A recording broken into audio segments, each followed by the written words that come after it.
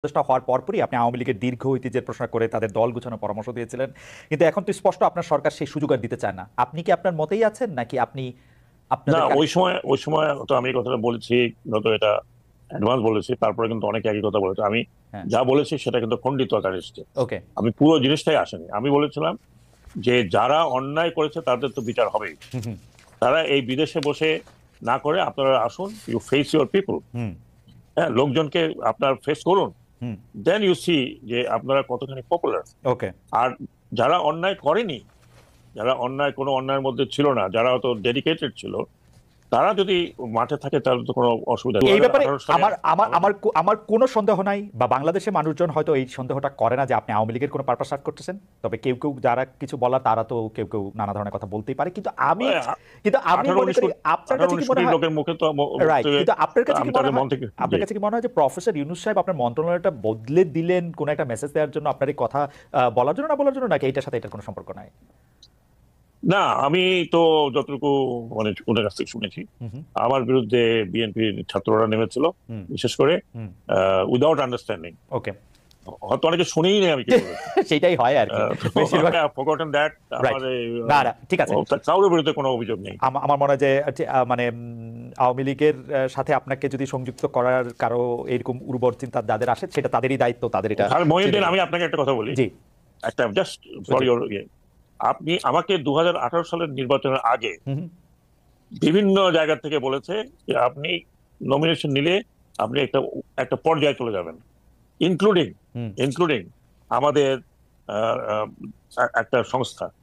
আমি সাথে বলেছিলাম যে আমার পলিটিক্যাল কোনো অ্যাম্বিশন নাই, I can do party politics, I will never do it. General Sakhawat, আমি কারণ আমার আমি আমি আমি সে সময় দেশে ছিলাম, আমিও দর্শকদেরকে সাক্ষ্য দিচ্ছি যেরকম একটা আলোচনা ছিল, এবং আমি এটা ফর জি শিওর জি জানি। জি। মাসুদ কামাল, আহ, আপনাকে শোনার জন্য আসলে আমাদের দর্শকরা অনেকেই ব্যস্ত এবং বেকুল আছেন, কিন্তু আমি একটা প্রশ্ন করতে চাই যে আপনি কি ডক্টর মোহাম্মদ ইউনূস এবং তার উপদেষ্টা পরিষদের উপর রেগে আছেন? মানে প্রশ্নটা এই কারণে করছি যে আপনি প্রায় শুরু থেকেই প্রতিটা পদক্ষেপের পরের ফলের দিকে আপনি খুবই কঠোর সমালোচনা করছেন, দায়ী করছেন, যেইটা আসলে দায় তাদের দেয়ার থেকে আগের সরকারের বা বর্তমানে যে চলটা চলে এসছে গত 30-35-50 বছরে, তার জন্য দায়ী করা যায়। কিন্তু আপনি আসলে রেগে আছেন কিনা, খুব ক্ষুব্ধ আছেন কিনা এই সরকারের উপর, ডক্টর ইউনূস সরকারের উপর স্পেশালি? দেখবো যে তারা ভালো করছে না অথবা ভালোর দিকে যেতে পারছে না। হয়তো বলবো পরীক্ষা যখন হয়নি, হ্যাঁ হয়নি। আমি যখন দেখছি আমার ছেলেটা অঙ্ক প্র্যাকটিসটা করে গেম খেলছে, তার উপর আমি ক্ষুব্ধ হবো না? হবো। কারণ তুমি তো অঙ্কে খারাপ করতেছো। কিন্তু তো সেই জায়গাটা কিন্তু কামাল ভাই, আপনার কাছে কি মনে হয়, কামাল ভাই আপনার কাছে মনে হয় সতর্ক করার চেষ্টা করেছি, কামাল ভাই আমি আপনার কাছে, বলার চেষ্টা করেছি আপনারা যেভাবে যাচ্ছেন ভালো হচ্ছে না। কিন্তু কামাল এবং ভাই, আমি যেগুলো বলেছি আপনি মিলিয়ে নেন, হুম, সবগুলি সত্য হয়েছে। আমি বলেছি কিন্তু ওনাদেরকে, এবং আমি আজকেও বলবো কিছু কথা, আপনি মিলিয়ে নিন। যে বলেছি, শুরু থেকে বলেছি এটা আপনাদের ভোগাবে, এবং ভুগিয়েছে। তারা সেই পদক্ষেপগুলি নিয়েছে কখন?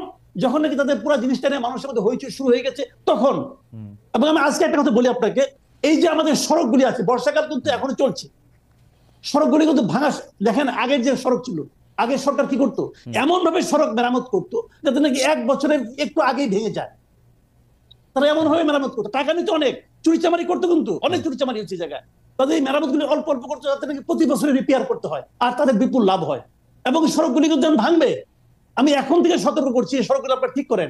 4 মাস আপনি হাইওয়েতে চলতে পারবেন না। এখন এটা আমি বলবো না যে আপনারা আগে থেকে কামাল ভাই, সড়কের ব্যাপারটা আসার আগে আমি একটু দ্রব্যমূল্য নিয়ে কথা বলি। আপনি দীর্ঘকাল গণমাধ্যমের শীর্ষ পদে কাজ করেছেন, এখনো কাজ করছেন নানা রকম ভাবে। আমি দ্রব্যমূল্যের ব্যাপারটা ফর শিওর জানি। আপনি যখন বলবেন যে দ্রব্যমূল্য বাড়ছে বা দ্রব্যমূল্য নিয়ে আপনি কথা বলবেন, এটা আরেক ধাপ বাড়ে। আপনি তো খুব ভালো করে জানতেন যে জানেন যে দ্রব্যমূল্য বাড়া বা এটা নিয়ন্ত্রণের বাইরে চলে যাওয়া সেটা সাময়িক, সেটা কিছু সময়ের জন্য মানুষের অতি মুনাফার কারণ, সরকারের দায় সেখানে অনেক কম। কিন্তু আপনি সবচেয়ে বেশি দ্রব্যমূল্যটা নিয়ে যদি বলি, আপনি সরকারকে এত বেশি ব্যর্থ কেন, বা সরকারের ব্যর্থতাটা কেন আপনি এত বেশি দেখেছেন? আচ্ছা, দ্রব্যমূল্য বাড়লে আমি কার ব্যর্থতা বলবো? এটা তো দ্রব্যমূল্য পাল্টা প্রশ্ন করলাম, এটা আমার ব্যর্থতা আর আপনার ব্যর্থতা? কার ব্যর্থতা? দ্রব্যমূল্য বেড়ে গেল, বেড়ে গেল কি কারণে বাড়লো সেগুলি না হয় আপনি যদি খুব শার্প হন, আমি যদি খুবই শার্প হই, আমি যদি খুব কানেক্টেড থাকি, আমি হয়তো আইডেন্টিফাই করতে পারবো যে ওর কারণে বাড়ছে। এর চেয়ে বেশি কিছু করার ক্ষমতা আমার আছে? এটা কার করতে হবে? সরকারকে করতে হবে। কিন্তু সরকার যেমন একজন যে চেয়ার, দেখেন এই ব্রিগেডিয়ার সাখাওয়াত স্যার, উনি এখন যে একটা জায়গায় চেয়ারে বসেছেন, এর আগে কিন্তু ওখানে ছিলেন না। যখন উনি না ছিলেন তখন ওনার কাছে কি গভর্নমেন্ট যে অ্যাপারেটাস গুলো ছিল না, তখন উনি হাজার বললেও কিছু হতো না।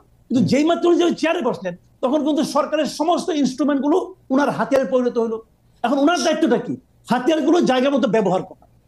যদি ব্যবহার কেউ না করে, আর যদি কেবল এর হয়েছিল আমি কি করব, তাহলে বুঝতে হবে কি যে উনি ওই হাতিয়ারগুলো হয়তো দেখতে পাননি অথবা ওই হাতিয়ারগুলো ব্যবহার করতে জানেন না। কারণ একটা প্রশ্ন শুধু করি যে এই সরকার যে হাতিয়ারগুলি পেয়েছে, আমরা যদি তাদেরকে আমলাতন্ত্র বা যারা এক্সিকিউশনে তাদেরকে বলি, তাদের যে কাজ করার ক্ষেত্রে যে রেগুলার নিয়ম কানুন, সেটা আওয়ামী লীগ সরকারের সাথে দুর্নীতি দিয়েই হোক আর অন্য কোনো বোঝাপড়া দিয়েই হোক, এটা একটা সিস্টেম তারা দাঁড় করাইছিল। এখন এই সরকার আইসা তো সেই হাতিয়ারগুলি ব্যবহার করতেছে, যেটা নানাভাবে দুর্নীতির মরিচা পড়া, অন্যায়ের ঝামা দিয়ে ভোতা হয়ে যাওয়া, সেগুলি তারা কিভাবে আর ব্যবহার করবে? মানে আমি জানতে চাইতেছি আসলে, মানে এটা আমি আপনাকে বলি যে সেগুলি তারা ব্যবহার করছে কেন? তাদের কি সেগুলি কি ব্যবহার করার জন্য আমরা তাদের হাতে পায়ে ধরছিলাম যে ভাই আপনি এই আমলাকে নিয়ে এই কাজ করেন বলছিলাম? কেন ওনারা ওই সচিবকে নিয়ে কাজ করছেন? আমি একটা কথা আপনাকে বলি, শুনেন।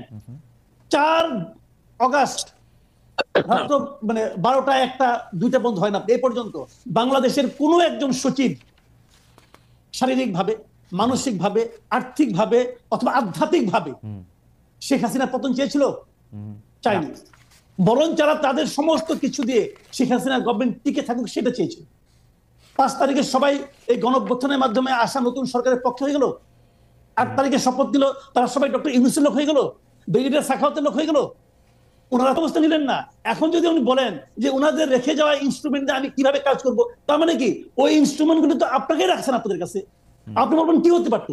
আমি আপনাকে বলি না যে পুরো আমলা আপনি শেষ করে দেন, আমি বলি না। আমি এটা বলি যে যারা নাকি অ্যাক্টিং সচিব ছিলেন যারা, তাদেরকে আপনাদের উচিত ছিল প্রথম 1 সপ্তাহের মধ্যে সরাই দেওয়া। সরাই দিলে কি হইতো? পুরো আমলাতন্ত্র, পুরো ব্যুরোক্রেসির মধ্যে একটা মেসেজ যাইতো। কারণ একটা জিনিস আপনি মানবেন, আপনি দীর্ঘদিন নিজের সাংবাদিকতা করেছেন, মানবেন যে জয়েন্ট সেক্রেটারি, এডিশনাল সেক্রেটারি হতে হলে তাকে অবশ্যই সেই গভর্নমেন্টের সঙ্গে পলিটিক্যালি ইনভলভ থাকতে হয়। সেই গভর্নমেন্টের সমস্ত সেক্রেটারি নিয়োগ হয় রাজনৈতিক ভাবে।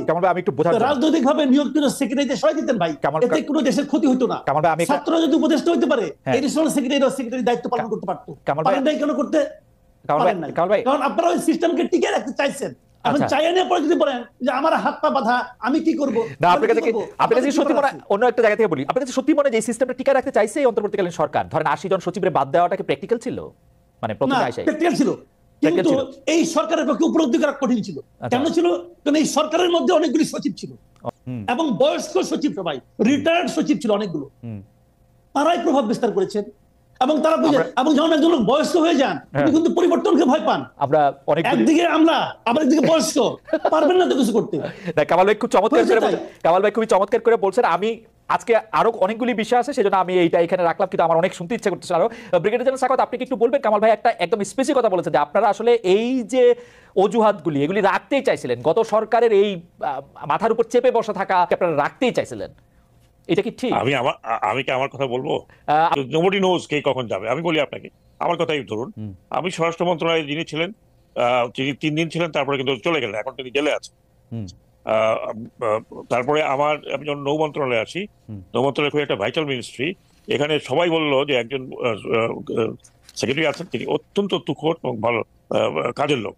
বাট আমি যখন তার সম্বন্ধে জানতে পারলাম যে উনি সচিবদের নেতা ছিলেন, তখন ওনার কিছু কর্মকাণ্ড ওয়াজ নট একজন সচিবের মতো ছিল না, নিউট্রাল লোকের মতো ছিল না। তো উনি নিজে, তারপর উনি কিন্তু ওএসডি হয়ে গেছেন। তারপরে আরেকজন আসলে আমি নিজেও জানতাম না, আমার এই সংস্থা থেকে একজন হলো ভালো ভালো। আমরা যদি নাম্বারের কথা আসি, কারণ মাসুদ কামাল ভাই স্পেসিফিক 80 জনের কথা, মানে সচিবদের কথা বলেছেন, আমি জানি 80 জন সচিব পর্যায়ের কর্মকর্তা বা পদমর্যাদা রয়েছেন, 1-2 জন বেশি টেশি হতে পারে। আপনার কাছে কি মনে হয় কত পার্সেন্ট সচিব এখনো পদে রয়েছেন? পার্সেন্টেজ এটা আমি এক্স্যাক্টলি জানবো না, কারণ আমি জানি যে আমাদের যে উপদেষ্টারা আছেন তাদের বেশিরভাগই সচিব কিন্তু পরিবর্তন হয়ে গেছে। ওকে, না উপদেষ্টা তো 20 জন। কামাল ভাই, আপনার কাছে কি কোনো ডেটা আছে যে কতজন আওয়ামী লীগ সচিব এখনো রয়ে গেছেন সব সচিব পদে বা কর্মকর্তা? যতটুকু আমি বলি, আমি তো বিভিন্ন পত্র-পত্রিকা পড়ি, একজন সচিব চলে গেলে কিন্তু সেটা খবর হয়। তো আমার জানা মতে 10 জনের বেশি সচিব যায়নি। কিন্তু এগুলো আমি একটা জিনিস বলি, শুনেন। আমার এখান থেকে 3 জন গেছে কিন্তু। আচ্ছা, আমি ছোট একটা উদাহরণ বলি আপনাকে, একটা উদাহরণ বলি, তাহলে বুঝবেন। জিনিসটা হলো কি, আমি কিন্তু এই সচিবদের বিরুদ্ধে আমার কিন্তু ব্যক্তিগত কোনো রোষ নাই। আমি বলতে চাচ্ছিলাম পুরো আমলাতন্ত্রকে, পুরো ব্যুরোক্রেসিকে একটা মেসেজ দেওয়া। মেসেজটা আপনি শুরুর দিনে দিতে পারতেন, আস্তে আস্তে দিলে হয় না। আমি একটা বলি আপনাকে, ধরেন আপনি দাঁত তুলতে যাবেন, আপনি দাঁত যদি বলেন যে আপনি আমাকে 1 ঘন্টা ধরে আস্তে আস্তে টানে টানে তুলেন, ভাই আপনি দাঁত তুলতে পারবেন? বুঝছি। দাঁত তুলতে হয় কিন্তু টান দিয়া, পরিষ্কার। তো এক টানে তুলতে হবে আপনাকে।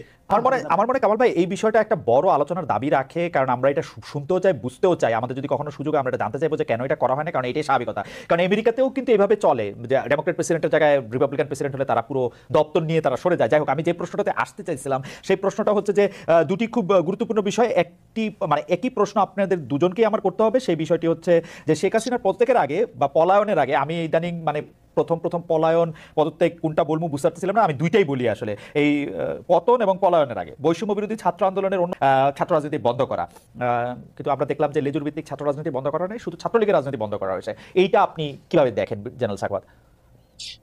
দেখুন খালেদ, এইটা কিন্তু আমরা যখন আরপিও সংশোধন করি বা সংস্কার করি, তখন কিন্তু স্পষ্টতভাবে বলা হয়েছিল যে কোনো দলের ছাত্র সংগঠন থাকতে পারবে না।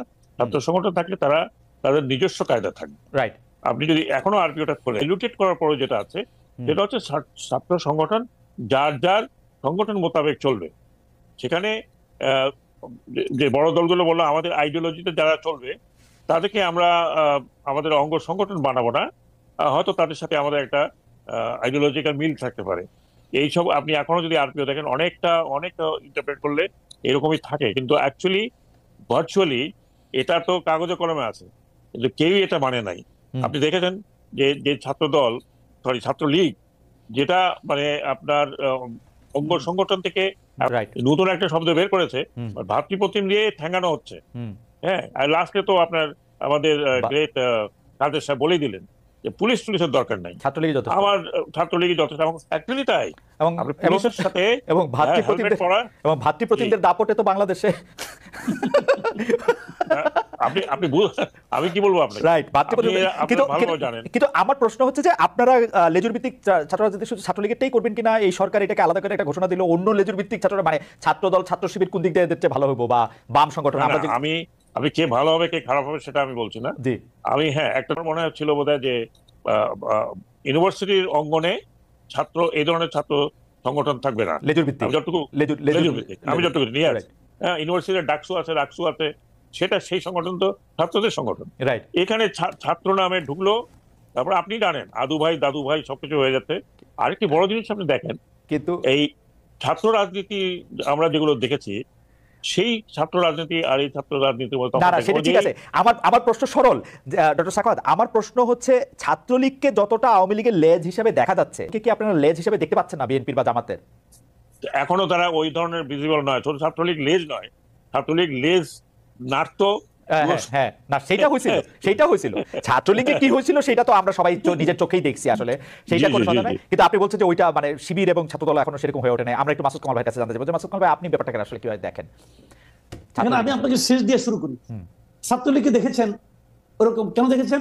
কারণ তখন ছাত্রলীগ যাদের ভাতৃপ্রতিম সংগঠন তারা ছিল ক্ষমতায়, শিবির যাদের ভাতৃপ্রতিম সংগঠন তারা যখন ক্ষমতায় থাকবে তখনকার বিষয়টা হলো কি যে আসলে ক্ষমতায় কে আছে সেটা দিয়ে নির্ভর করে তার সাঙ্গ পাঙ্গ, তার আপনার বাসায় চাকর বাকর পর্যন্ত 400 কোটি মালিক হবে কি হবে না।